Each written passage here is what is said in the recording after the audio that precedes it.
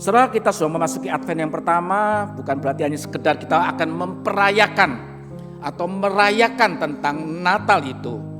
Tetapi Natal ini menjadi momen untuk kita mengevaluasi setiap hidup kita. Sudahkah di Natal tahun ini kita mengenal hati Bapa? Hati Bapa yang melepaskan dengan tidak mudah anak yang sulung untuk kemudian menyelamatkan kita orang-orang berdosa ini. Kita mengenal akan Allah yang menjadikan kita objek pengorbanannya. Mari kita berdoa. Haleluya. Amin. Setelah 3 minggu lalu anak saya itu chatting dengan saya tiba-tiba dan dia bertanya tentang bagaimana kita berdoa. Apakah berdoa harus berpuasa? Apa bedanya kita berdoa tanpa puasa dan berdoa dengan puasa? Lalu saya tanya, untuk apa kamu mau berdoa dan berpuasa? Seandainya kamu juga mau berpuasa. Dia bilang, Pi, saya mau mendapatkan tanda dari Tuhan. Kemudian saya berikan beberapa penjelasan tentang tujuan untuk kita mengapa perlu berdoa dan berpuasa. Lalu kemudian saya memberikan kesempatan dan pemahaman tentang bagaimana kita berpuasa. Kemudian dia bertanya dengan beberapa penjelasan saya, kemudian dia menanya, apa bedanya dengan papa yang intermittent fasting? Dengan jeda waktu berapa jam untuk tidak makan. Lalu saya jelaskan beda tujuannya. Papa intermittent fasting karena tujuan kesehatan. Sedangkan kalau kita berpuasa, kita sedang mencari dan mengenal kehendak Tuhan. Ketika kita berdoa dan berpuasa, engkau sedang memfokuskan seluruh hari itu atau beberapa hari di mana kamu komitmen untuk mengenal kehendak Tuhan. Lalu dia bertanya, Pi, kalau saya kemudian ketika dalam satu jeda, satu sesi saya berdoa dan berpuasa dan tidak mendapatkan jawaban yang sesuai dirinya, dia bilang, bolehkah saya berdoa dan berpuasa lagi? Silakan. Kalau tidak sesuai dengan kamu, silakan kamu minta lagi. Tetapi pada satu titik kamu harus tahu itu jawaban Tuhan untuk dirimu. Walaupun mungkin gak menyenangkan dirimu, tapi itulah jawaban Tuhan. Dan harus peka mendengar akan hal itu. Kemudian esoknya dia chatting, dia bilang, Pi, kita sudah memulai untuk berkomitmen bukan hanya berdoa tapi berpuasa. Beberapa hari kemudian dia bertanya, Pi, kok gak ada gregetnya katanya. Boleh gak tambah membaca Alkitab? Komitmen untuk baca berapa pasal satu hari untuk kami mengerti dalam firman Tuhan. Saudara, tujuannya apa sih sebenarnya? Saya beritahu kepada dia supaya kamu mengenal Tuhan. Hari ini kita belajar tentang berjalan bersamanya. Saya undang itu kita belajar satu bagian firman Tuhan atau beberapa ayat. Pasal 7 di dalam Yesaya, dalam ayat yang ke-10 hingga ayat yang ke-16 berbunyi demikian. Tuhan melanjutkan firman-Nya kepada Ahaz, katanya dalam kaitan ayat pertama sampai ayat ke-9. Mintalah suatu tanda dari Tuhan Allahmu, entah dari tempat sedalam dunia orang mati atau tempat setinggi langit. Tetapi Ahaz menjawab, aku tidak mau memintanya, aku tidak mau mencobai Tuhan. Lalu berkatalah Yesaya, dengarkanlah hai keluarga Daud. Belum cukupkah kamu membuat orang jenuh, sehingga kamu membuat Allahku juga jenuh? Sebab itu Tuhan sendirilah yang akan memberikan kepadamu suatu pertanda. Sesungguhnya perempuan muda itu mengandung dan akan melahirkan seorang anak laki-laki, serta menamainya Immanuel. Ia akan makan dadi dan madu sampai ia tahu menolak yang jahat dan memilih yang baik. Sebab sebelum anak itu tahu menolak yang jahat dan memilih yang baik, negeri kedua rajanya yang kau takuti akan ditinggalkan kosong. Matius pasal pertama ayat 21 berbunyi demikian. Ia akan melahirkan anak laki-laki dan engkau akan menamakan dia Yesus, karena dialah yang akan menyelamatkan umatnya dari dosa-dosa mereka. Semua itu terjadi supaya digenapi yang difirmankan Tuhan melalui nabi. Sesungguhnya anak darah itu akan mengandung dan melahirkan seorang anak laki-laki, dan mereka akan menamakan dia Immanuel, yang berarti Allah beserta kita. Saudara, perikop Yesaya ini dilatar belakangi dari 2 Tawari pasal 28 ayat pertama hingga ayat yang ke-7 yang menceritakan serangan daripada Raja Israel Pekah bin Remalia dan Raja Rezin dari Aram. Saudara, mereka bersatu ingin mencengkram dan menaklukkan Yerusalem. Yesaya pasal 7 ayat pertama katakan mereka tidak berhasil menaklukkan Yerusalem. Itu statement daripada Tuhan.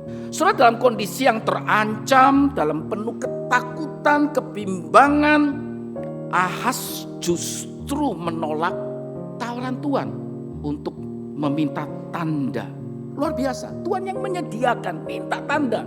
Aku akan berikan jaminan kepadamu, kepastian.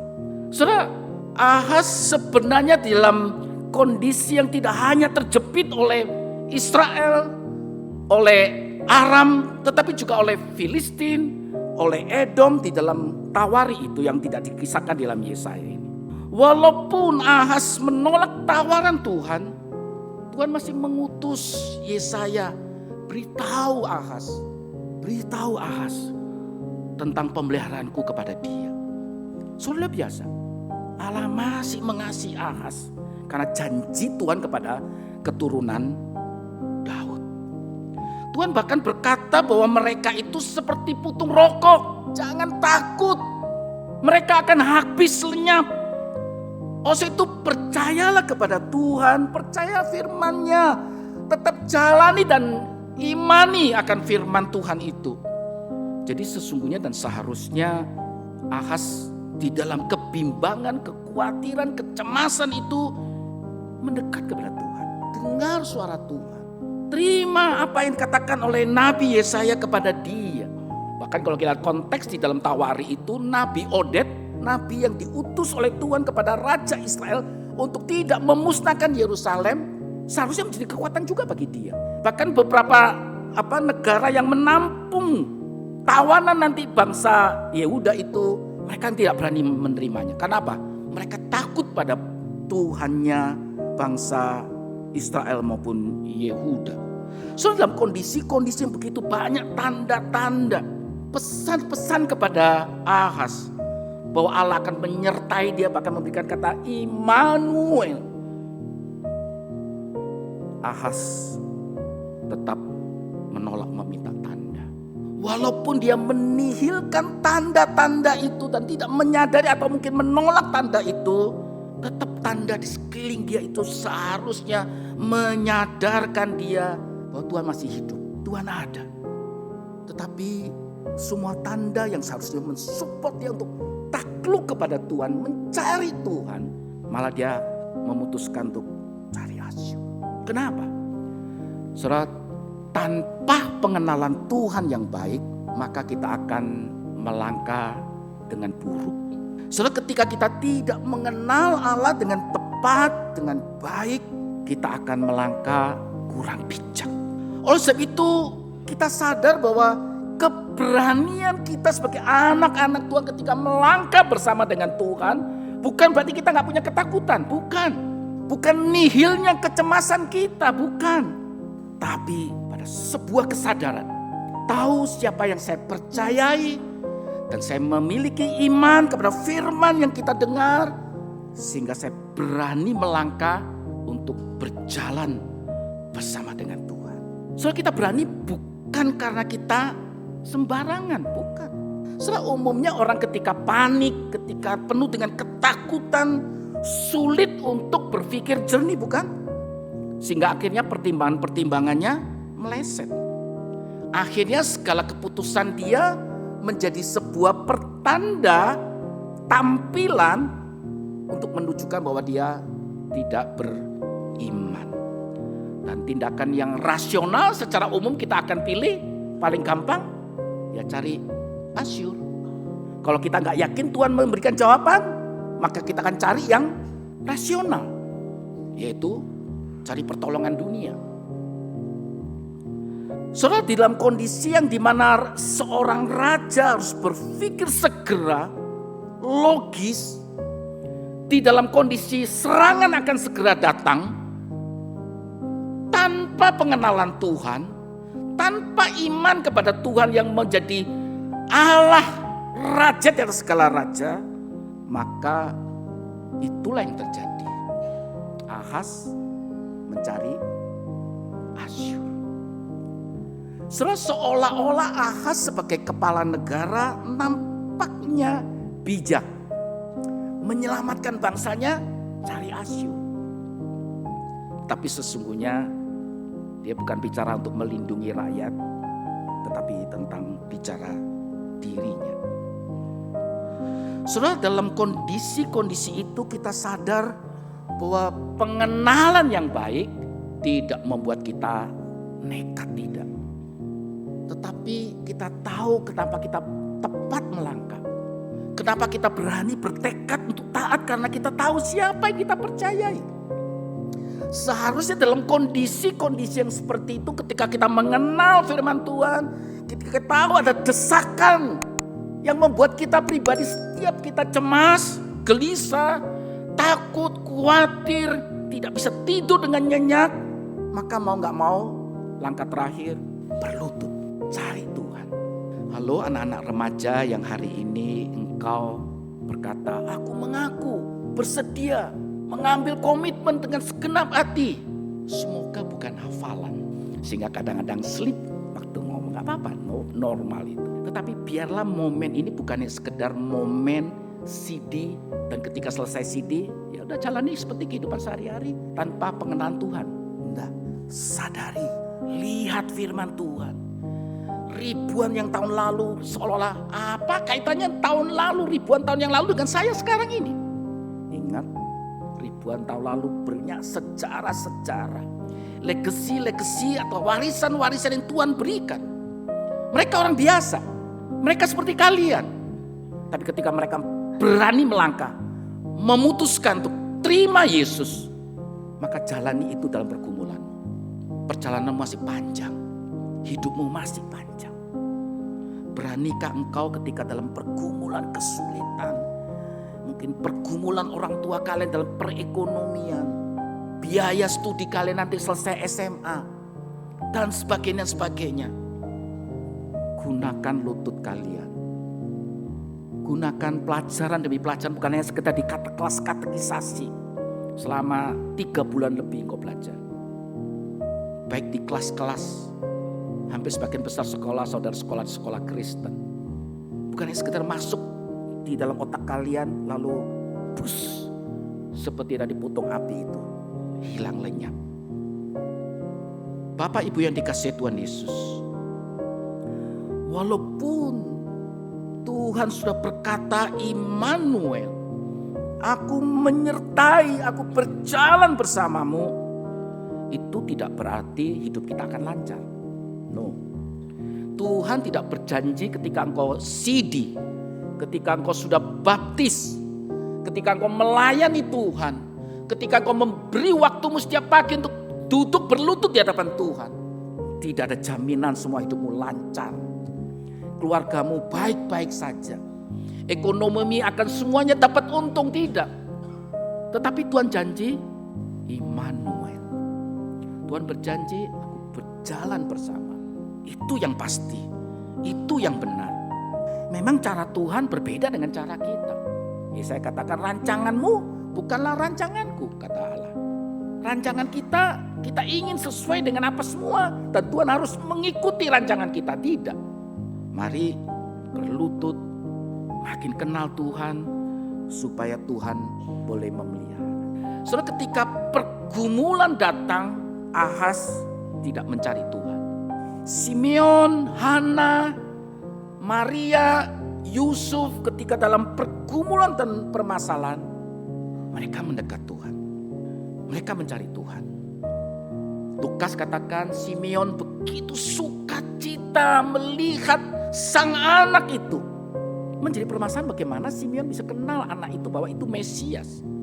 Bagaimana gembala-gembala itu bisa sadar lalu datang ke kandang itu menyembah kepada sang bayi itu. Bagaimana orang-orang Majus itu kemudian berjalan begitu jauh, hampir 2 tahun, kemudian datang ke rumah menemui anak itu. Kalau mereka tidak peka dengan tanda di sekitar mereka, bukan? Bapak Ibu yang dikasihi Tuhan Yesus, di dalam zaman teknologi yang makin canggih, banyak resources, sumber daya yang Tuhan sediakan untuk kita mengenali tanda-tanda itu. Tetapi teknologi juga bisa noising, bisa bikin ribut kita, bisa bikin kacau kita, bisa mengalihkan banyak pandangan kita kepada tanda daripada Tuhan. Mengakhiri 2024, saya tahu kondisi ekonomi tidak baik-baik saja. Kalau lihat kurs begitu naik, rupiah naik juga. Ya, naik dari popoci kita naik ke toko di mana kita mau beli. Harga emas juga tidak baik-baik saja. Mungkin untung kita juga sedang jauh dari pandangan kita.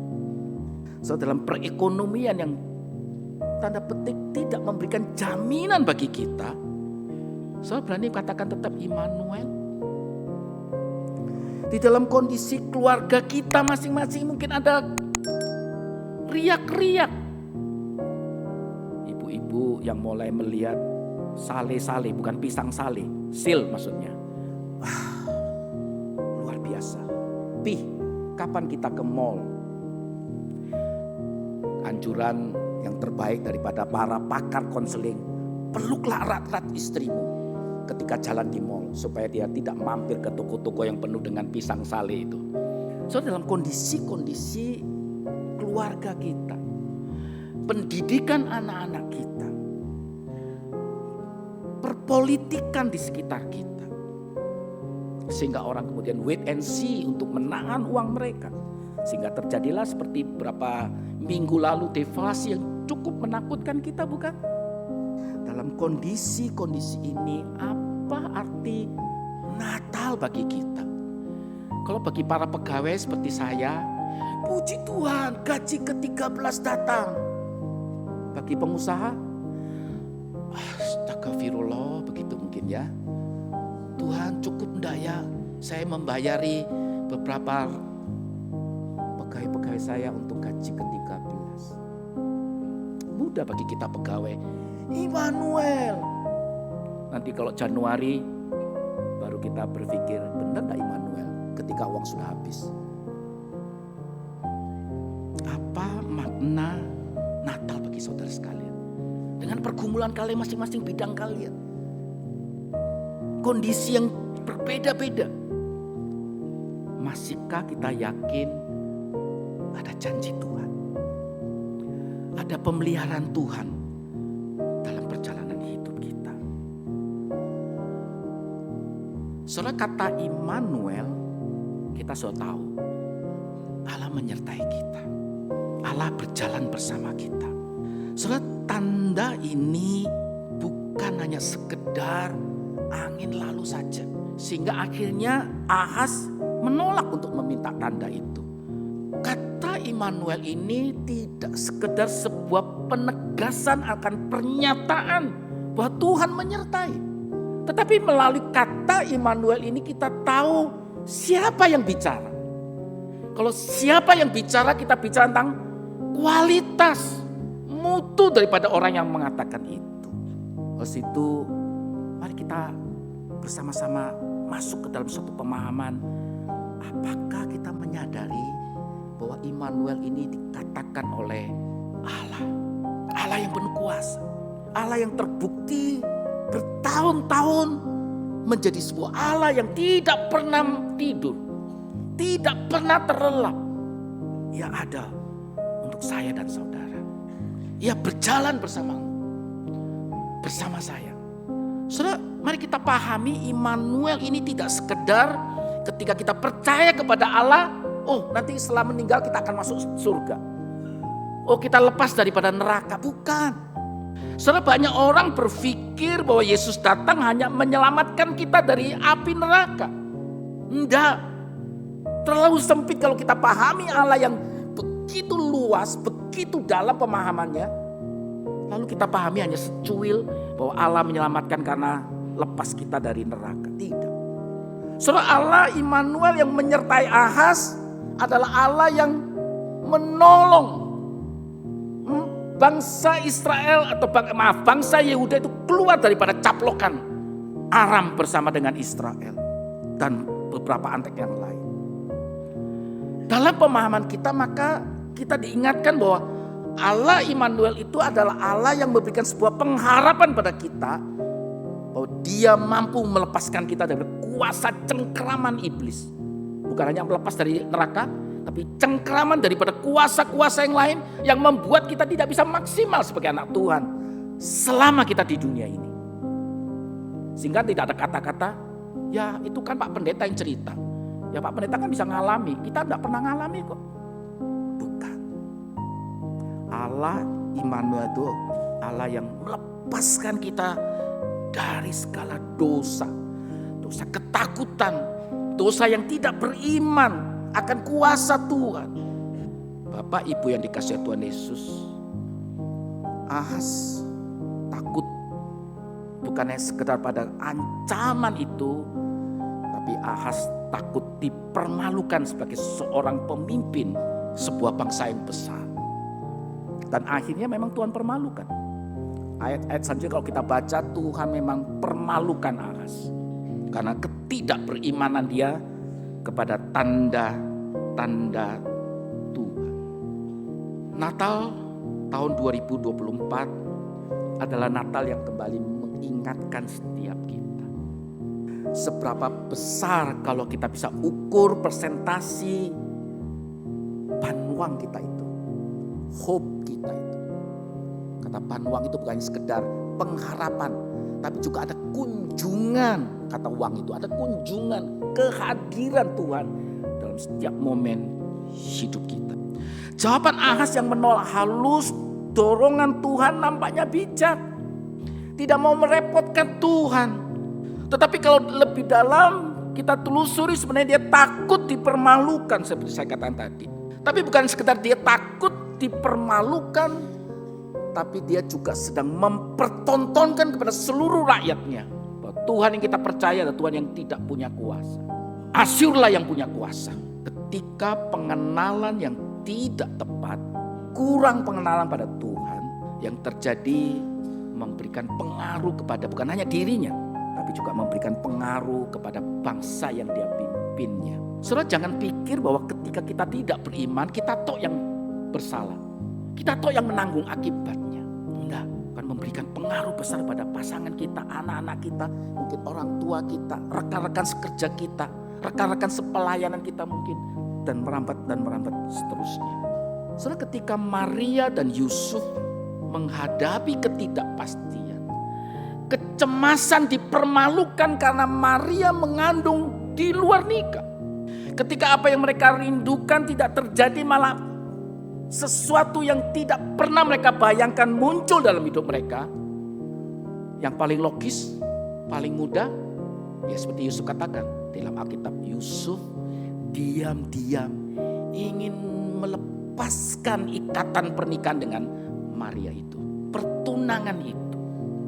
Tetapi ketika tanda mengingatkan Yusuf tunduk. Pengenalan dia kepada Tuhan yang baik membuat dia tunduk, sadar ada tanda-tanda di sekitar dia. Sehingga kemudian dia mengimani dan menjalani bahwa Tuhan berjalan bersama mereka. Saudara, tanpa kemudian memikirkan kondisi-kondisi yang dihadapi dia kemudian pergi berjalan bersama dengan Tuhan. Bapak Ibu yang dikasihi Tuhan Yesus, apa yang membuat engkau gelisah? Apa yang membuat engkau cemas, takut, tidak pasti, tidak tenang, tidur terbangun beberapa kali? Banyak pikiran-pikiran yang mungkin berseliweran di otak kita. Walaupun tubuh kita seolah-olah tertidur. Apakah mungkin kehilangan pekerjaan? Apakah mungkin keluarga saudara sedang dalam pergumulan yang sangat-sangat berat? Baik relasi suami istri, relasi anak dengan orang tua, atau orang tua dengan anaknya. Ada yang mungkin sampai tahun ini pun, Tuhan sudah tinggal 1 bulan kok masih jomblo saya. Saya yakin pasti ada yang bergumul itu. Saya suka baku sedu dengan beberapa siswa maupun beberapa rekan-rekan. Apa bedanya jomblo dengan bujangan? Bujangan itu sebuah keputusan, saya tidak mau menikah atau sementara tidak mau menikah. Kalau jomblo nasib deh. Dan sedang bergumul mungkin dengan hal itu. Saudara, apa yang membuat kita gelisah? Mungkin ekonomi kita, usaha pekerjaan kita tidak sesuai dengan target yang kita sudah rencanakan. Alkitab mencatat ketakutan Ahaz, Maria, Yusuf, dan banyak tokoh yang lain termasuk Elia yang begitu besar, nabi yang besar. Apa yang kita takuti Tuhan tahu. Bukan hal sepele bagi Tuhan. Seorang pendeta, seorang penulis buku yang cukup banyak bukunya, Greg Groeschel, menceritakan kegelisahan hatinya ketika istrinya Amy melahirkan anak yang ketiga. Pasca melahirkan itu, istrinya menghadapi satu penyakit. Awalnya Greg Groeschel katakan mungkin pasca kelahiran sehingga istrinya mengalami apa yang disebut separuh bagian tubuhnya itu mati rasa. Kami takut akan menghadapi kondisi yang jauh lebih buruk. Konsultasi dari satu dokter demi satu dokter tidak juga memberikan ketenangan bagi dia. Ketika gejala makin memburuk, Groeschel katakan kepercayaanku kepada Tuhan mulai melemah. Dia malu dikatakan, aku ini pendeta besar, penulis buku, sering mendorong orang untuk beriman. Tapi ketika aku mengalami itu, kepercayaanku mulai melemah. Ketakutan ini menuntun pada ketakutan yang lain. Setiap malam datang dia tidak bisa tidur dengan nyenyak. Pikiran itu mencengkeram dia, membuat dia tidak tenang dan semakin takut.